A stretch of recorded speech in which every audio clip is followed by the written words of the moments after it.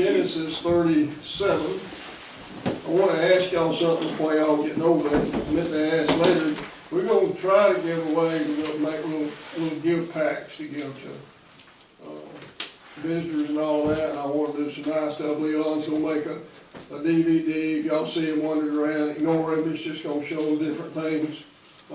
Women's and children's and eating and all this to throw in the pack so people know what church life looks like. And one of the things I want to put in there is a travel mug with our logo on it, and Bible verse maybe.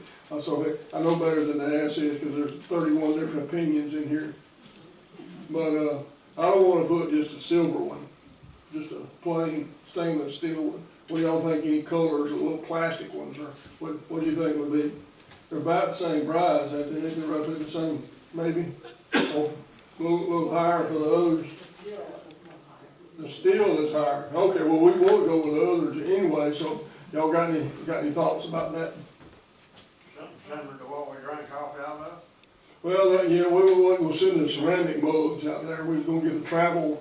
They can take out of the house and put in the little cup holders in the car and those things, you know. What about the color of our church that's in the sanctuary? It has a who? The color Yeah, of our sanctuary. yeah. The kind of a greenish thing or whatever it is. Greenish, whatever. Yeah. Right. Well, you can get the stainless with a stripe around top, or you can get one that's colored. We all seen them, and I kind of like camo, but you know how that goes. You know. We want to be seen, we don't want to. Yeah, don't want to lay it down and not find it yet. Well, y'all think about that. We're going to try to put these together. We got visitors that come from time to time, and we're going to try to follow up and give them a gift and thank them for coming. And they'll have a little DVD in there. They can see 4 or 5 minutes of whatever goes on at the church. You know, the kids are singing, the eating, and the women studying, the cookings, and we just wanted to let them know what they're missing, and we're going to try to follow that up. So anyway. Anything else? Anybody got anything else about something like that? Can we get, if you get them for the,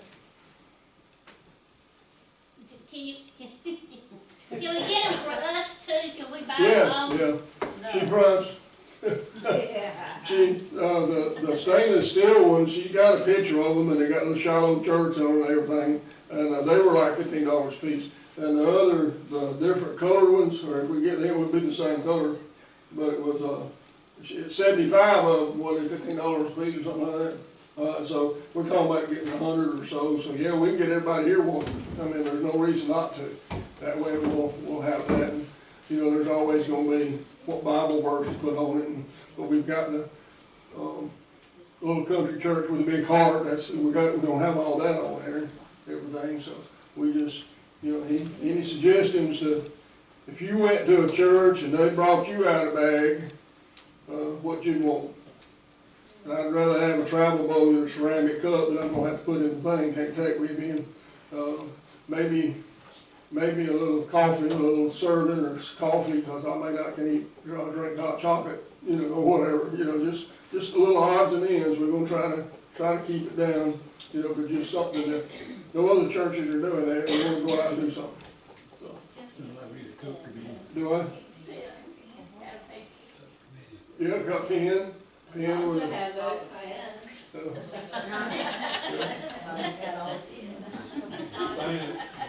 Stainless steel, the only thing is the painting and all comes off of it in a short period of time. I guess I'll have to come to church and get another.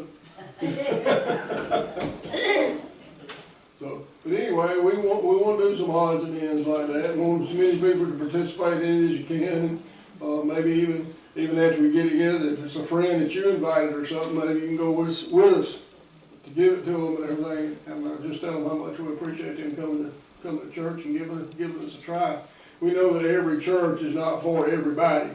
We do know that, but people come and give us a shot and give us a try us out. We appreciate that, so they could go anywhere. As long as they're going somewhere, that's the only thing that matters, you know. So. Then if they have that cup and they're right down the road and they think, oh, let's just go there again. It was so nice last time. Let's go there again. Well, that, it was like the rest of us, we're gonna take it out of the car, take it in somewhere, gonna set it down on a desk or whatever, other people go see that. Yeah. It didn't work too good. Y'all know that we advertised one time on the glasses that was up at Michelle's? Anybody see those ads? Okay, it didn't last long, we only done it because you gotta turn them glasses around like that and see, you know, and so they didn't work too good, so. All right, y'all just think about that, we'll do that, something with that we gotta talk about before we put a phone number on it, there's nobody here to answer the phone to them. How many pins have I got to take out of my pocketbook? I can handle that. All right, Genesis 37. We skipped 36, that was about Esau's family. And at this stage, that means little to us. So we're going to skip it. That chapter 37 begins the story of Joseph. And it lasts for 14 chapters through the rest of the book of Genesis, which is the beginnings. And that's what you'll see them start with. This is the generations of, and it does that several times. Because here's what it's doing, it's the book of beginnings. We know where the world came from, we know where people came from, we know why we wear clothes, we know about the 7-day work week, we know what sin is, we know what God thinks of it, we know where the different languages come from, and we know where Jewish people came from Abraham, and we see his son and their sons, and now we're at Jacob. It was Abraham, Isaac, Jacob, his 12 kids, and now we're moving on with the history of Israel. We know that everything is dated in Hebrew history from the Exodus. How did they get to Egypt to start with? You know, and this is what this section, the 14 chapters about Joseph. And we probably know a little something about this first one. We've heard about it before. I'm just going to point out a couple of things. If y'all want to take a minute to glance through the chapter, let's do that. Just 36 verses. Just glance through it, and I'm going to point some things out and direct you to the verses here in a minute. So let's take about 5 minutes and do that.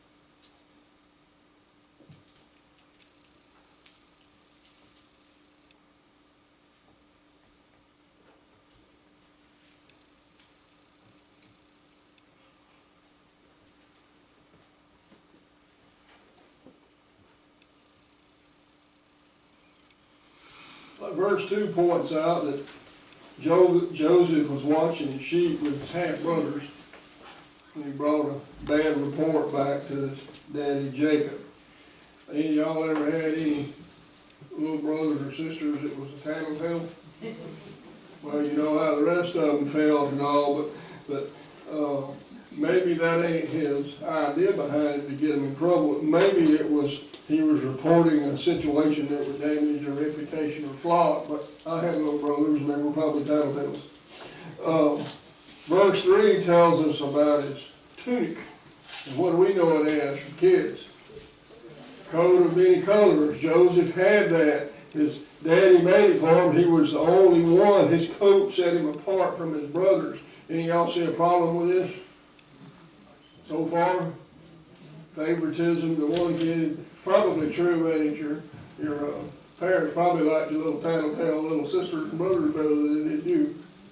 So, well, that's kind of where we're at in this family. Garment then signifies some sort of rank. It wasn't a common laborer. It was different than that.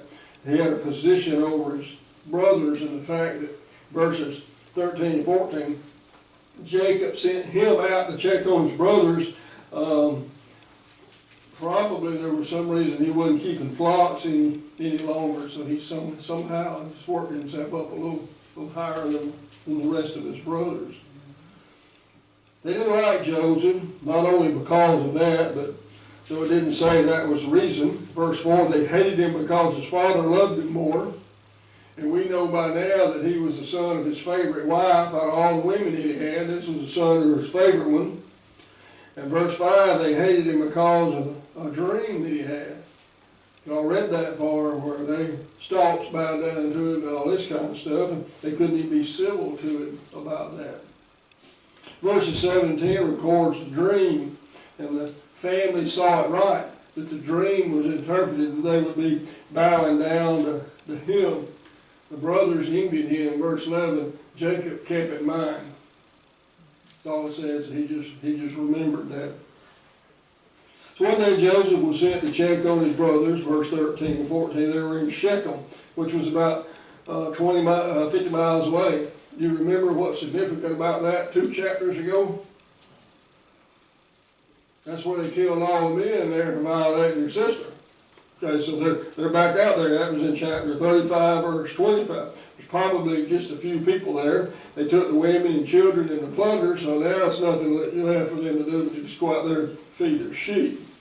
Joseph got to Shechem and wandered around, couldn't find them, verses 15 and 16. A man was there who just happened to know his brothers and just happened to know where they were at in Dothan, about 50 miles away from there. So he headed out. Joseph headed out, and they saw him coming, perhaps because of his coat that he had on. So they plotted against him. Verse 20.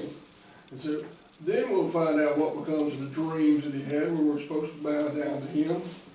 Reuben decided to come to Joseph's aid, his half-brother. So let's don't kill him. Let's just throw him down in the pit and let him die slowly. That was the rescue, because it was told in verse 24 there was no water or anything in the pit.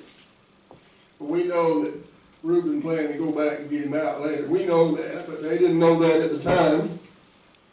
So along came some traders, Ishmaelites, Midianites. They used the term interchangeable. They were descendants of Abraham through Keturah. That's in chapter 25. They were the Ishmaelites were descendants of Abraham through Hagar. The Midianites were descendants of Abraham. These people were kin. Okay? They were uncles to Jacob. They were Isaac's half-brothers. The children are second and third cousins. They all knew each other. I mean, they were all kin to each other at the time. Well, Judah, verse 26, didn't know that Reuben intended to rescue Joseph. His idea was, let's not treat him mean since he's our brother. Let's just sell him to traders.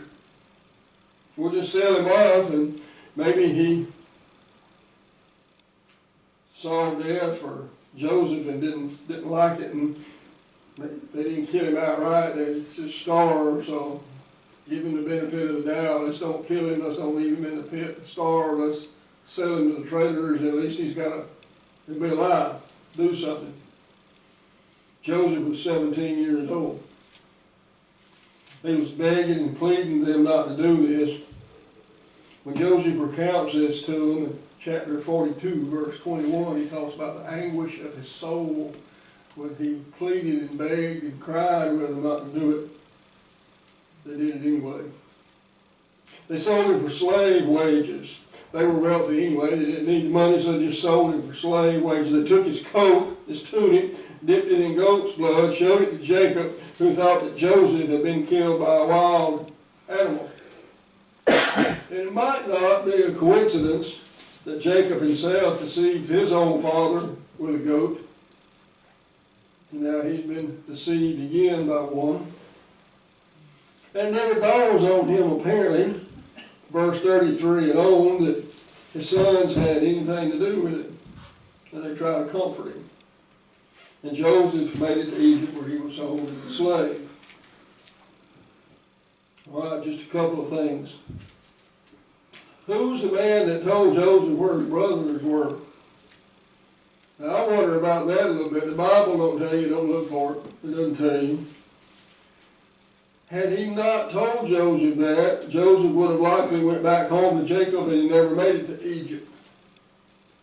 Do we know why he was in Egypt? I mean, the overview is he was in Egypt so his family would survive a famine. We'll find out that later. Was God at work behind the scenes? Because Israel was saved later because Joseph was in Egypt. So the sale of Joseph actually makes the dreams come to pass that Joseph was having, where his family bowed down to him. The point is, God's man made it to Egypt to prepare the way for the rest of them to follow. And that was the way he got there. Reuben had sinned, that was in 35:22, by going to bed with his father's wife, one of them. But that doesn't mean everything he did was sinful. The point behind that is indulgence in one sin doesn't mean you indulge in another. The character of a man is not to be determined by single acts, and he's the one that was trying to keep all that from going on. And we see something of the nature of evil. The brothers did together what they wouldn't have done separately. Neither one of those would have done this, but he got all of them together, and evil thoughts led to evil words, which led to evil deeds, and so this is always a warning. Don't go along with the crowd. It's easy to do. You were told that. We told our kids that. And then we go along with the crowd. If I were to use this chapter to teach parental responsibility, I'd talk about Jacob's passiveness. He didn't disciple his boys. He didn't teach them. They had one laying with his wife when they killed all the men in another town, and he didn't know what was going on. He didn't know what was going on now. So he should have watched him a little better. If I were teaching on character traits, I would point out the end result of jealousy, because they were jealous of their brother. Leads back to parental stuff, showing favoritism to one over the others. Here's the point. The Bibles tell us how Israel got to Egypt to begin with, before Moses led them out in the book of Exodus. And that's where the Hebrew calendar starts, is on that day that they let them out. We got everything. So this is what we're doing. So here's what we'll do as we go through the story of Joseph in the next few chapters. We'll look for God at work behind the scenes. Right, any enlightenments, anything you'd like to share with us? I think the evidence of God's work is very profound here, because Joseph was not a dumb person. In fact, he was quite intelligent. And he had to know that his brothers resented hearing about his dreams and all. But yet he went ahead and told them. So it had to be God allowing him or leading him to do that, to make this whole thing unfold. Otherwise, if he just had the dreams and kept quiet, this wouldn't happen. Well, it's like who that guy was in Shechem. They'd already killed all the men. Right. Who was the guy there that thought they knew him and knew where they was at 15 miles away? Who was that guy? That's right. You know, I just, God uses, our inclinations, he knows what our inclinations is, and since he knows everything, he knows what we're gonna do in the future, and he can use that to accomplish his will. He needed to get them to Egypt because there was gonna be a famine in the land, and he knew that, because he was gonna bring it. But they needed to be down there. I totally agree with that, Pastor Bill. I've always pictured the pit that they threw him in was a big old deep hole, you know, deep enough that he couldn't get out of it. But I was reading my notes on the 37 miles ago, it said it's probably a cistern used to gather water to feed the flocks with, water the flocks with. So that makes it a little different from the picture I had all these years. Yeah. And it could have been dry right then, Yeah, you know, because it says there was no water in it right. then.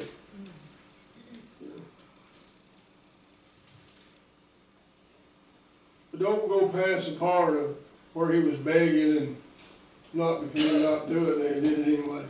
Because that'll come up again when they recognize, when they finally get with Joseph several chapters from now, and he recounts that to them. He tells that, he remembered that.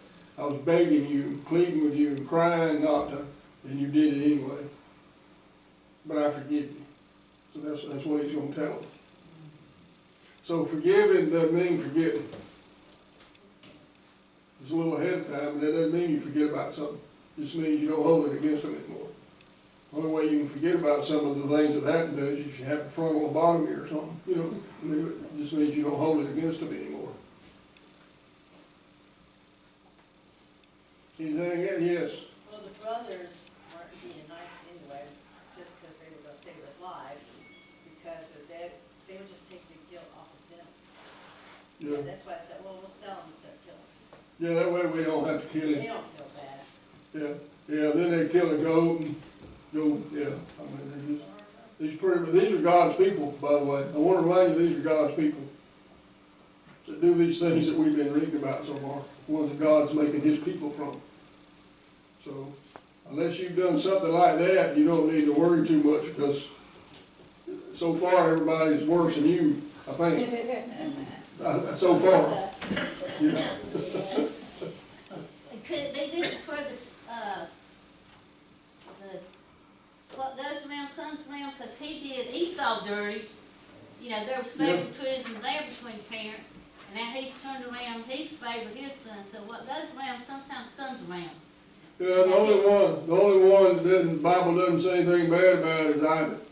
And that's because he was an only child. Of course, there might have been a reason he was the only child too. I mean, don't forget that, you know. I've met some that was probably a good thing that were, anyway, just, you know, these are real people that we're dealing with. Wonder how many times God used people in this room here to bring his will about, and we have no idea. Yeah, we don't have any idea. We don't have any idea. We probably will one day, looking back on it like this, because Joseph, y'all know the story, looking ahead, when he finally gets there and he said, what y'all meant for evil, God meant for good. And how did Joseph know that? He had to live through it and get to the other end. So if you're going through something, you don't really know if it's a bad thing or a good thing, it's just a thing. You don't know if it's good or bad until you find out what the results is. And he saw it as for what it was. Y'all meant it for evil. And I think everybody can agree with that. But God turned it to good. Use men's evil inclinations, because we do have free will. And he violates our free will if he stops us from doing something that we want to do. So, but he knew what they were going to do, and he used it. When you were talking about groups encouraging, you know, they can make you do bad or good. You know, get in a group, it always reminds me of my dad told me that they were at the Martin Luther King March in Selma. It's where we were born. I got Polaroids of it, but he said their commanding officer, he was in the Air Force, told them they weren't allowed to be in a group bigger than 10, even though 10 to me is a big group. But that was for them not to get in trouble or get caught up in something. So they weren't supposed to be in a large group and get all riled up or do something. And that was for them, yeah. Claire? In chapter, in verse 15, about the man that. Verse 15? You're right, it says a certain man. Do you think that that might have been one of God's men, Yeah. or could it just? It could have been, and I don't know if it's a significant clue or not. If the translators would have thought that man would have been capitalized, but God definitely, if it was Jesus, but God definitely arranged the meeting, because how would he know they were 15 miles away? Right. But like here, so how would I know somebody's in Dothan? You know, from here, they just ain't here, you know. So, I mean, we see God's hand all over this, you know. But they didn't recognize it. They were in the middle of it. And back to what Holland said, you're in the middle of something right now, you got your eyes over circumstances and everything. We all do. Only after it's over with can you look back and say, okay, he was working. And y'all got testimonies like that. Being sick or being financial or whatever. When you was in the middle of it, it was a terrible thing. And when you come out, you say, oh, I got so close to God because of it, and I wouldn't miss it for anything, but I wouldn't wish it on my worst enemy. I mean, most of y'all have some kind of testimony like that. But when you was going through it, it was terrible. These are real people with real issues, real sinners. These are God's people.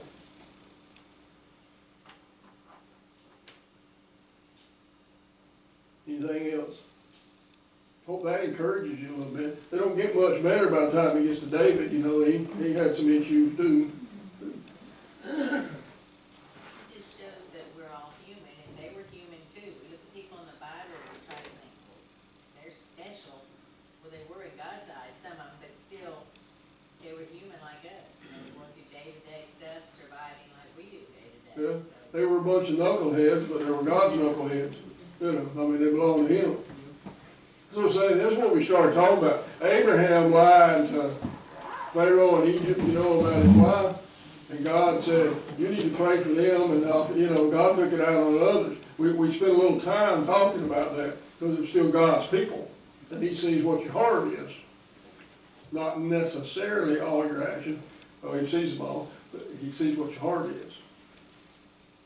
Because I thought that was odd. Abraham's the one that lied to him and made the Pharaoh's wives barren, and then God said, Abraham will pray for you and I'll forgive you. Like, they didn't do anything. You know, he was making a point. These are my people. These are my people. And I'll take care of my own people. Maybe that's why when David got up there, he said, you don't mess with God's anointed. Maybe that was a lesson he had learned from Abraham and the rest of them coming down through there.